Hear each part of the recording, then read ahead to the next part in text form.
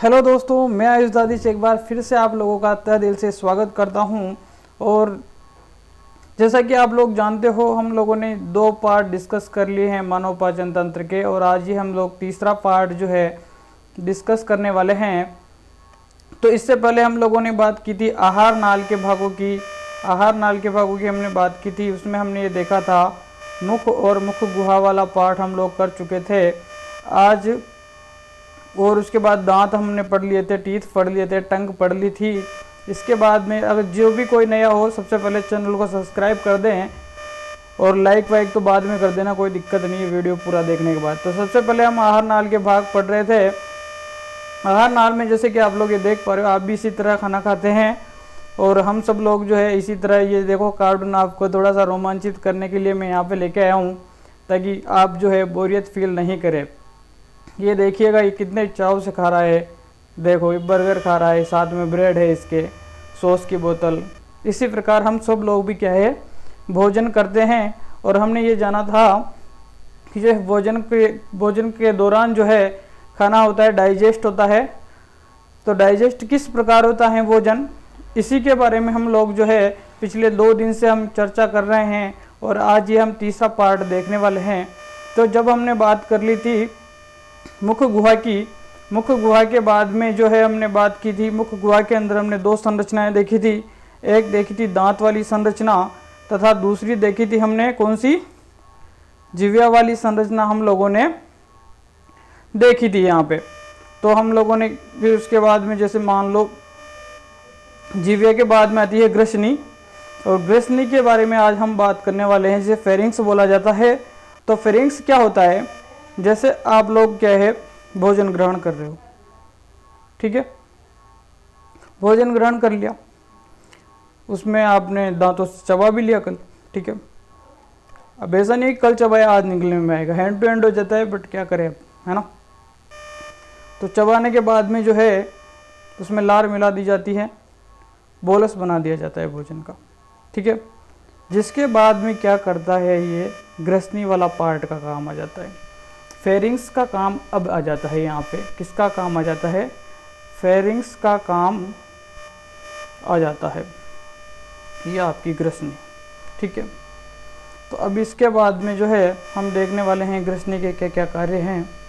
मुख गुहा के अंतिम सिरे पर भोजन पथ तथा श्वसन पथ एक दूसरे को क्या करते हैं, क्रॉस करते हैं। ये भी नीचे हम जस्ट डायग्राम में देखने वाले हैं, थोड़ा सा इसको देख लेते हैं कि क्या लिखा हुआ है। एक दूसरे को क्रॉस करते हैं, और इन दोनों का जंक्शन बिंदु क्या कहलाता है दोस्तों, ग्रसनी कहलाता है। कहने का मतलब श्वसन पथ तथा भोजन पथ दोनों के मध्य का जो जंक्शन बिंदु है, यानी कि ये श्वसन पथ और ये कौन सा हो गया, भोजन पथ, यानी कि इन दोनों के जो मध्य का जो जंक्शन बिंदु है वो क्या कहलाएगी, ग्रसनी यहाँ पे कहलाने वाली है। अब आप जैसा कि देख पा रहे हो, इसके ऊपरी भाग पर यूवुला पाया जाता है। तो दोस्तों ये यूवुला क्या होता है, ये जैसे कि आप जैसे मुंह खोलोगे पूरा, तो आपको ये जो चित्र में दिखाई दे रही है, ये चित्र में ये इस टाइप की संरचना आपको दिखाई दे रही है, ये रेड कलर की, ये दोस्तों कहलाती है यूवुला। तो ये यूवुला क्या कार्य करेगी, तो दोस्तों जब हम भोजन निगलते हैं तो कभी कभी आपने नोटिस किया होगा कि नाक से पानी बाहर निकल जाता है। ऐसा क्यों होता है दोस्तों, क्योंकि ऊपर जो है नासा छिद्र बने हुए हैं, जो क्या है इनको ये बंद करने का कार्य करता है कि इसमें के अंदर जो है भोजन नहीं जा पाए। ऊपर नासा छिद्रों में भोजन जाने से रोकने का कार्य दोस्तों ये आपका यूवुला करता है। दोस्तों ये काम करता है इसके लिए। यहाँ तक की बात आप लोगों को समझ में आ गई होगी। इसके बाद जस्ट हम देखते हैं ग्रसनी के निचले वाले भाग में जो है दोस्तों श्वसन नलिकाएं पाई जाती है। क्या पाई जाती है दोस्तों, श्वसन नली पाई जाती हैं। और उस श्वसन नली पर दोस्तों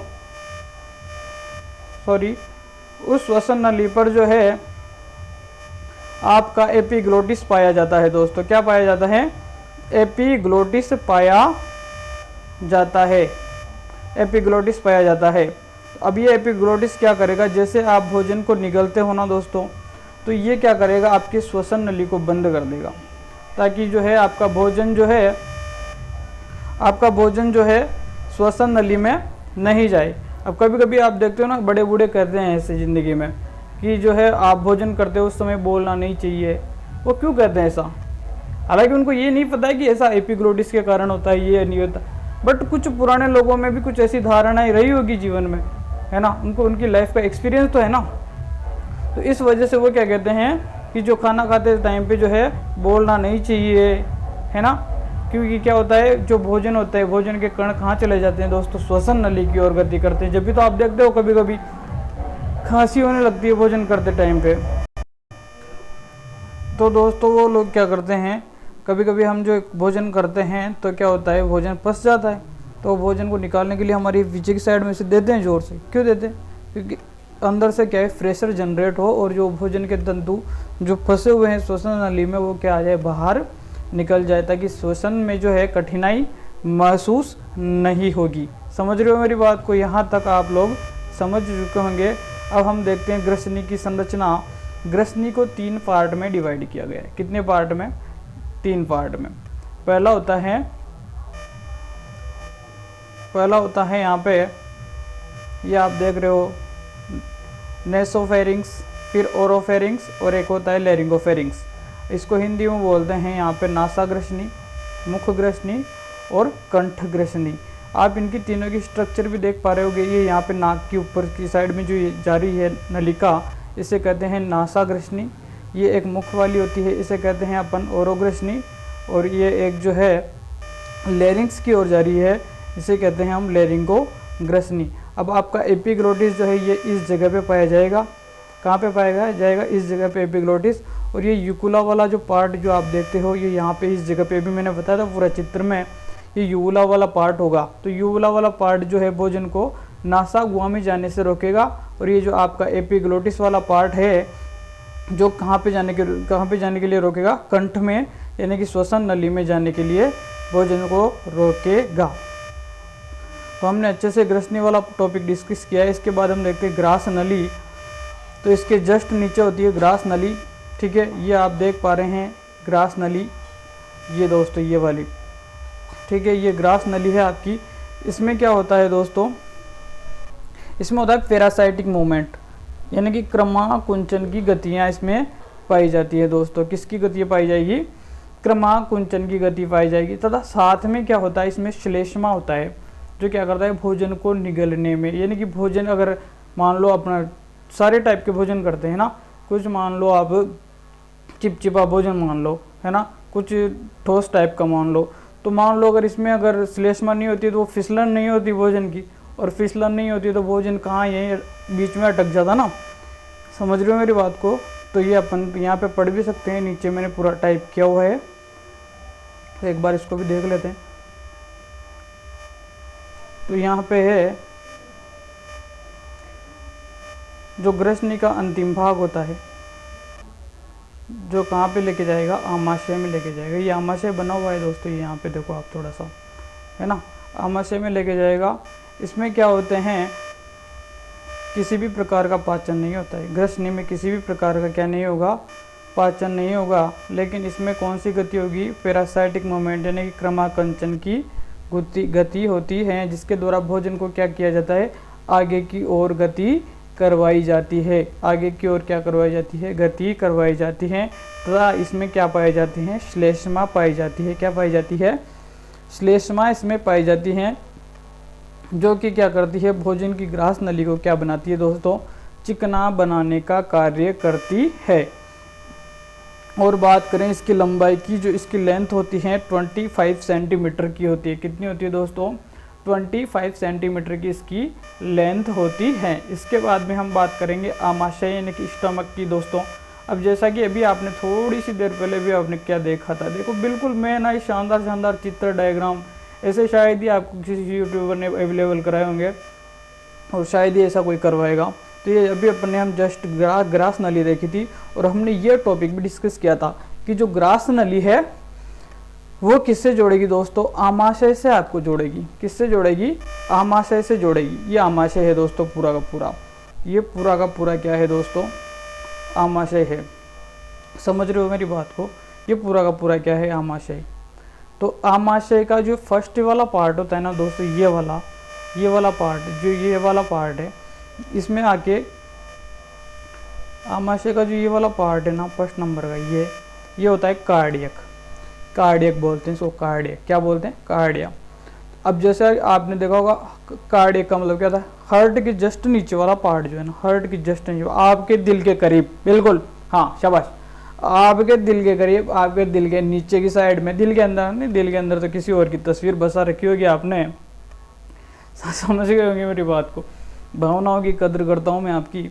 तो दिल के जस्ट नीचे, अंदर की बात नहीं कर रहा हूँ, दिल के जस्ट नीचे की साइड में आमाशय होता है। और जो ये, इसीलिए इसके फर्स्ट वाले पार्ट को कार्डियक भी बोला जाता है, ठीक है।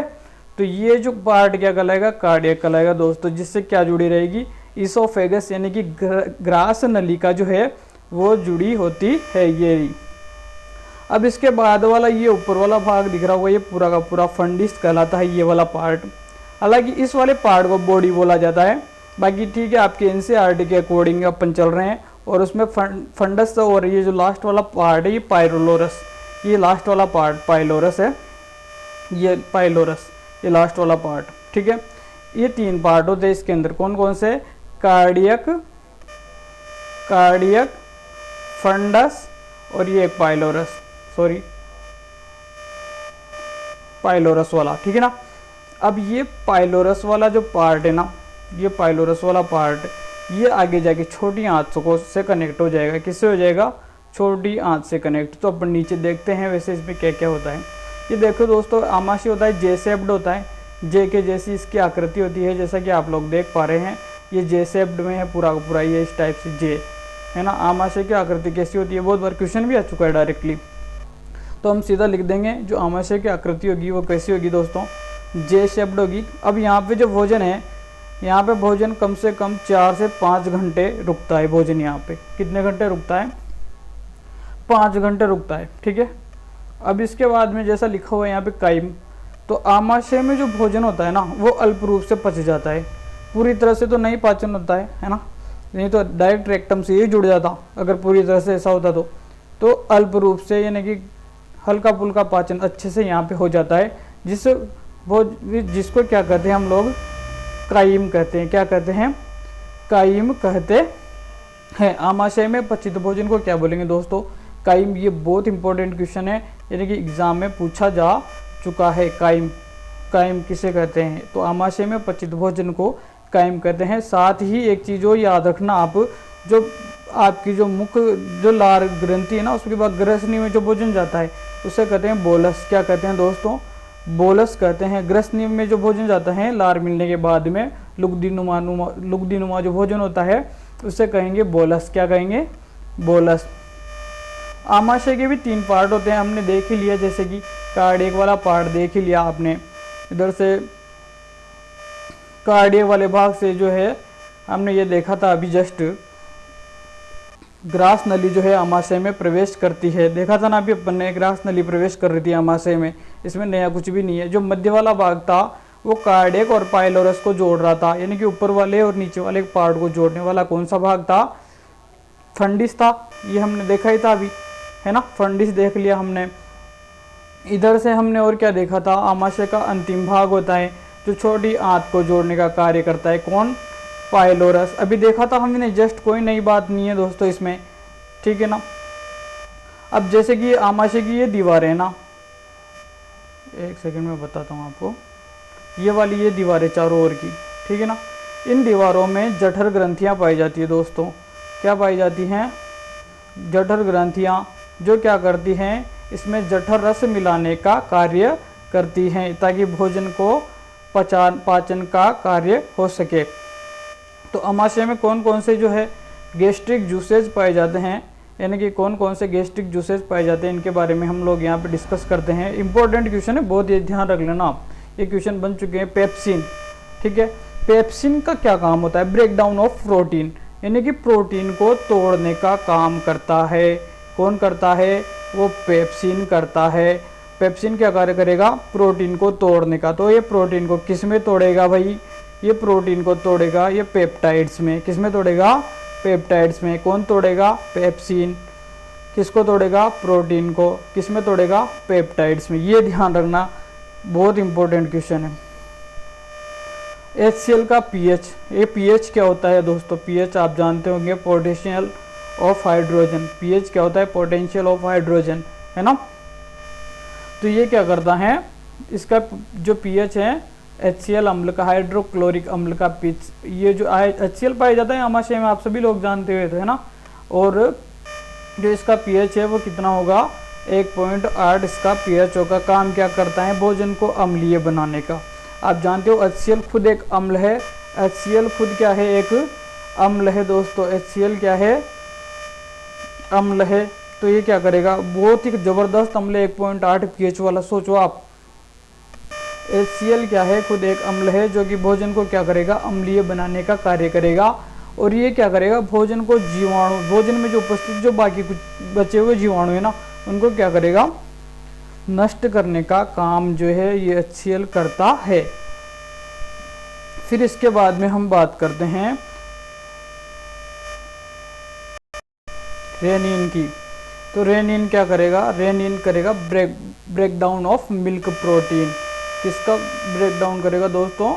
मिल्क प्रोटीन, यानी कि दूध में जो प्रोटीन पाया जाता है उसका क्या कर देगा? ये ब्रेक डाउन यानी कि तोड़ने का काम करेगा। अब दूध में क्या कौन सा प्रोटीन पाया जाएगा? केसिन, और क्या पाया जाता है साथ में? माल्टोज। क्या पाया जाता है? माल्टोज, है ना। ये माल्टोज तो आप जानते हो ऊर्जा प्रदान करता है आपको, है ना।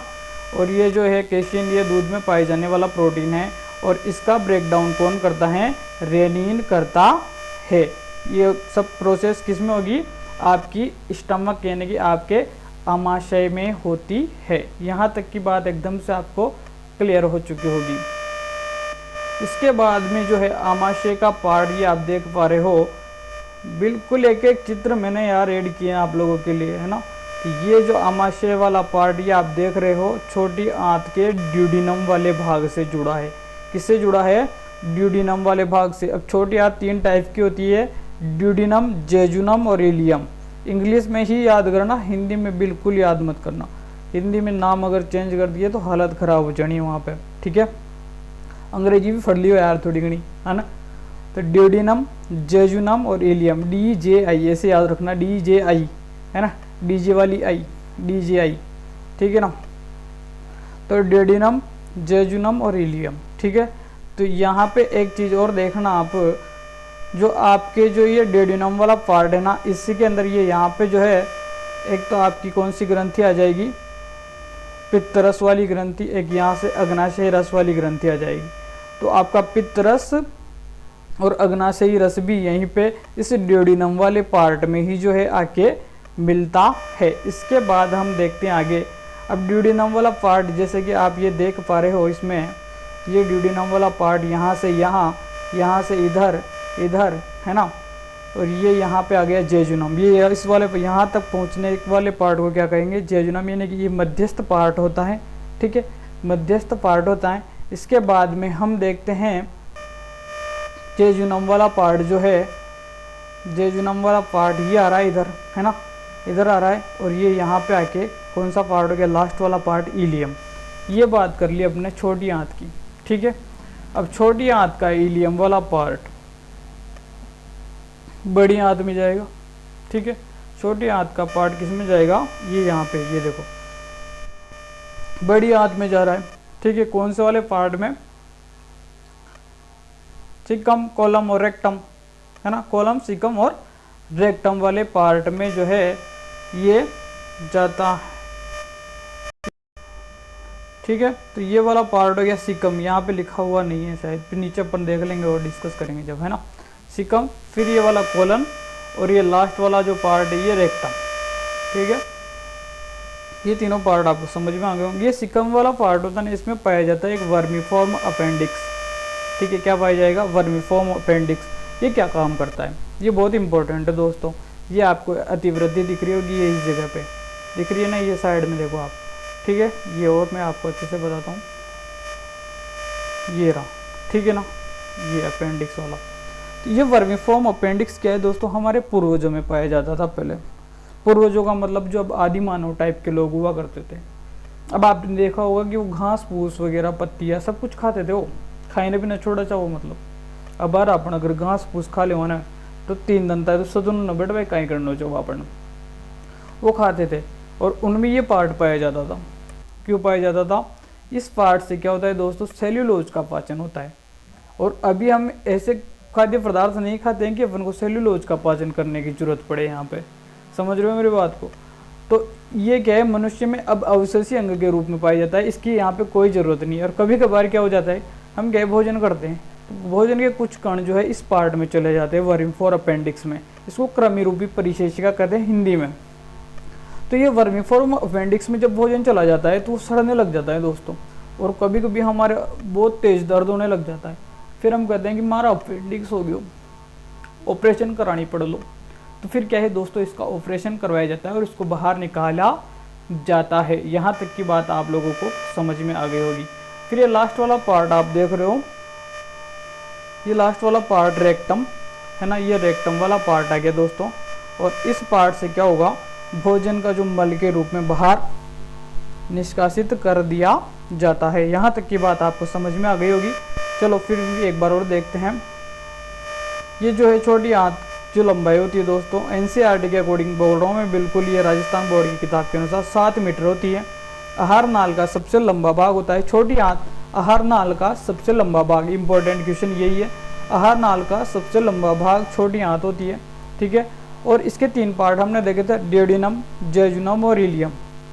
तीनों पार्ट हमने अच्छे से डिस्कस किए थे, ठीक है। अब ये ड्यूडेनम में क्या होता है, ड्यूडेनम में क्या होगा, जो पित्तरस और अग्नाशय रस की जो यहाँ पर आंतरिक रस मिल जाता है। मैंने बताया था आपको बिल्कुल अभी जस्ट थोड़ी देर पहले चित्र के माध्यम से कि जो ये है ना ड्यूडेनम, इस वाले पार्ट में जो है, सॉरी, इस वाले पार्ट में यहाँ पे जो है इस इधर से आएगी पित्तवाहिका, अग्नाशय वाहिका, दोनों आके क्या करेगी, इनमें अग्नाशय और पित्तरस से मिला देगी। फिर देखें जेजुनम, इसमें क्या होता है, यहाँ पे विशेष प्रकार की कोशिकाएं होती है जिससे क्या करता है, भोजन का अवशोषण हो जाता है। इसमें कोई खास चीज़ नहीं, ये दोनों को जोड़ने का काम करती है, ठीक है। इसके बाद में लास्ट वाला पार्ट देखते हैं, इलियम। इलियम में थोड़ा इंपॉर्टेंट है, जो पित्त लवण वहाँ पे आते हैं ना, जो पित्त लवण उस वाले फर्स्ट नंबर के भाग में ड्यूडेनम में आते हैं। जो पित्त लवण ड्यूडेनम में आते हैं उनका क्या करती है, ये अवशोषण करने का काम करती हैं तथा विटामिनों का भी क्या करती है, अवशोषण। ये केस क्यों हो पाता है, क्योंकि इसमें आंत्र रसांकुर, मैंने बताया था आपको, छोटी आंत्र में, पिछले वीडियो में देखना, छोटी आंत्र में विली लाइक स्ट्रक्चर पाई जाती है। और अपन ने ये भी देखा था कि इसकी संरचना इस टाइप से होती है ना। इसे कहते हैं आंत्र रसांकुर या विली लाइक स्ट्रक्चर। आंत्र रसांकुर जो क्या करते हैं, भोजन का जो अवशोषण होता है ना, उसकी दर को बहुत अधिक बढ़ा देते हैं। इसीलिए क्या होता है, सबसे ज़्यादा जो अवशोषण होता है ना भोजन का, वो कौन से पार्ट में होगा दोस्तों, छोटी आंत वाले पार्ट में जो है भोजन का सबसे ज़्यादा अवशोषण होता है। फिर देखते हैं हम लास्ट में बड़ी आंत, हमने देख ही लिया। इसके जो है, इसके अंदर क्या होता है, इसके अंदर फर्मेंटेशन होता है, यानी कि इसके अंदर किण्वन की जो है क्रिया होती है। कौन सी क्रिया होती है दोस्तों, किण्वन की क्रिया होती है इसके अंदर, जो क्या करती है, भोजन को इसके अंदर जो उपस्थित खनिज लवण होते हैं ना, उनको क्या कर देती है, अवशोषित करती है। और जो बाकी का भोजन होता है उसे मल द्वार के द्वारा उत्सर्जित कर दिया जाता है। अब इसके तीनों पार्ट के बारे में भी हम लोग थोड़ा थोड़ा देख लेते हैं। सीकम, अभी जस्ट हमने देखा था सीकम, जस्ट अभी थोड़ी देर पहले, अभी थोड़ी सी मेमोरी शार्प भी रखा करो, है ना। अभी देखा था हमने वर्मीफॉर्म अपेंडिक्स की बात हमने की थी, और साथ में मैंने बताया था कि जो पूर्वज है उनमें सेल्यूलोज का पाचन होता था, परंतु वर्तमान के पूर्वज घास फूस नहीं खाते हैं, उनमें किसी भी प्रकार के सेल्यूलोज की पाचन की जरूरत नहीं है। तो ये क्या है, एक प्रकार का अवशेषी अंग जो है वर्तमान में बन चुका है। समझ रहे हो मेरे दोस्तों बात को। अब देखते हैं कोलन वाला पार्ट। कोलन वाला पार्ट जो होता है दोस्तों, यू शेप्ड होता है। इसका आकार अभी आपने देखा होगा, यू टाइप का होता है।